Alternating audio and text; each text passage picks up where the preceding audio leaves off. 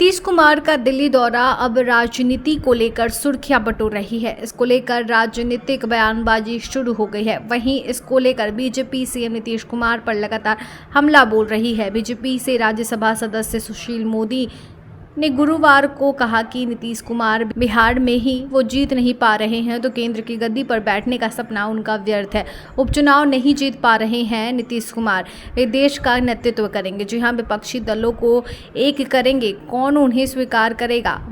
सुशील कुमार मोदी ने कांग्रेस को लेकर बोला कि कांग्रेस एक डूबता हुआ जहाज है जो बाहर निकलने के प्रयास में है। सुशील मोदी ने कहा कि नीतीश कुमार एक ऐसी नाव पर सवार हो रहे हैं जिसमें छेद ही छेद है।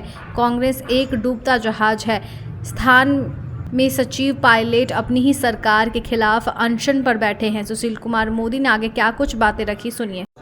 अरे यार, एक हाथ पीछे हो जाओ, सबको मिल जाएगा। हो जाएगा यार, क्या ये सब कर रहे हो तुम लोग? कोई डिसिप्लिन नहीं है। पीछे हो जाओ, कैमरा क्यों घुसा रहे हो इधर?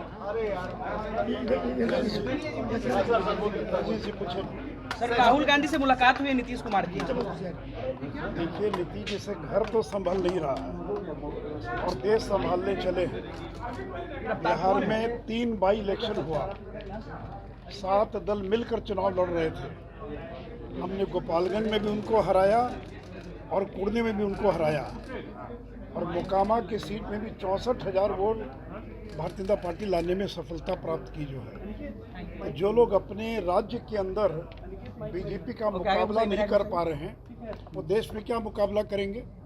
और ये तो जो भ्रष्टाचार के आरोपी हैं उनको एकजुट करने का प्रयास है। सीबीआई ईडी की जो कार्रवाई हो रही है उससे डरे हुए लोग हैं और ये सारे भ्रष्टाचारी लोग एकजुट हो रहे हैं नरेंद्र मोदी का मुकाबला करने के लिए। अभी तो कर्नाटक का चुनाव हो रहा है। जय नीतीश कुमार, एचडी कुमारस्वामी की पार्टी और कांग्रेस उन दोनों में समझौता करा दें। वहाँ तो विपक्ष की एकता नहीं हो पा रही है। ये जितने भ्रष्ट आचरण में लिप्त लोग हैं जिन पर भ्रष्टाचार के गंभीर आरोप हैं वो लोग एकजुट होने का प्रयास कर रहे हैं। ये लड़ाई ईमानदार बनाम भ्रष्टाचार की लड़ाई है। एक तरफ नरेंद्र मोदी जैसा ईमानदार व्यक्ति और दूसरी ओर भ्रष्टाचार के आरोप में घिरे हुए जो विपक्ष के नेता वो एक हो रहे हैं। तो ईमानदार का कोई मुकाबला नहीं कर सकते। इसलिए लाख कोशिश कर लें, अगर एक हो भी जाए तो भी कोई नरेंद्र मोदी का मुकाबला नहीं कर पाएगा। जैसे मैंने कहा कि बिहार में तो 7 दलों का गठबंधन है और 3 बाई इलेक्शन का क्या परिणाम हुआ और यही परिणाम 2024 के अंदर लोकसभा चुनाव के अंदर होने वाला है। आज जीतन राम मांझी की भी मुलाकात हो रही है, कई सारे सवाल हैं। मुकाबला नहीं कर सकते, आप मानते हैं कि नीतीश कुमार भी बेईमान है?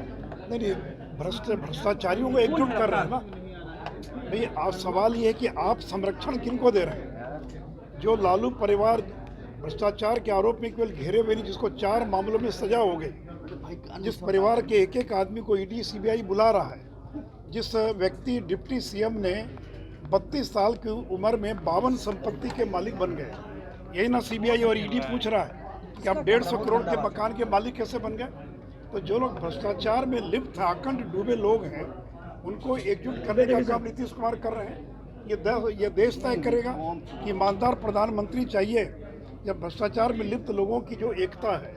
ये जनता की एकता नहीं है। और दलों के नेता अगर हाथ उठाकर हाथ खड़ा कर लें, हाथ मिला लें, उसे जनता एक नहीं होती है, अरे दल एक हो जाए। तो इसलिए लाख नीतीश कुमार प्रयास कर लें लेकिन वो नरेंद्र मोदी का मुकाबला नहीं कर सकते। जीतन राम मांझी की आज मुलाकात हो रही है अमित शाह जी से, क्या लग रहा है बीजेपी की तरफ? तो मैंने देखा अखबार के अंदर कि दशरथ मांझी जी को भारत रत्न देने के लिए मिलने जा रहे हैं। एक औपचारिक मुलाकात है। कोई भी व्यक्ति देश के प्रधानमंत्री, गृह मंत्री से मिल सकता है। इससे ज़्यादा इसके पीछे कुछ देखने की आवश्यकता नहीं है। राहुल गांधी पे जिस तरीके से आपने मानहानि का मुकदमा किया था, 25 तारीख को सशरीर हाजिर होने का भी बात सामने आया है, क्या लगता है कि कार्रवाई नहीं, कल मेरे वकील ने मेरे बिहाफ में जो पिटीशन फाइल किया था कि राहुल गांधी वायनाड में थे लेकिन यहाँ पर बयान दर्ज कराने नहीं आए। सेक्शन 313 में उनको अपना बयान दर्ज कराना था।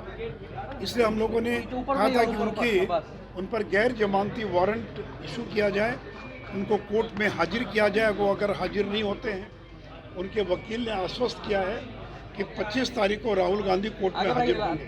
तो इंतज़ार कीजिए, अगर 25 को कोर्ट में हाजिर नहीं होते हैं तो हमारा पिटीशन तो है ही, उन पर गैर जमानती वारंट निकाला जाए और उनको गिरफ्तार कर कोर्ट के अंदर हाजिर किया जाए।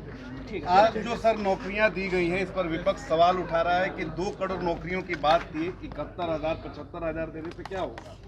मैंने तो अपने भाषण में कहा ना कि प्रतिवर्ष 2 करोड़ से ज़्यादा लोगों को रोजगार दिया जा रहा है। हमने ये सरकारी नौकरी है और प्रधानमंत्री जी ने क्या कहा, 43 करोड़ लोगों को तो केवल मुद्रा लोन के तहत ऋण दिया जा चुका है, जिससे 8 करोड़ से ज़्यादा नए रोजगार सृजित हुए हैं। इस साल भारत सरकार 10 लाख करोड़ रुपया एक साल में केवल इंफ्रास्ट्रक्चर पर खर्च कर रही है।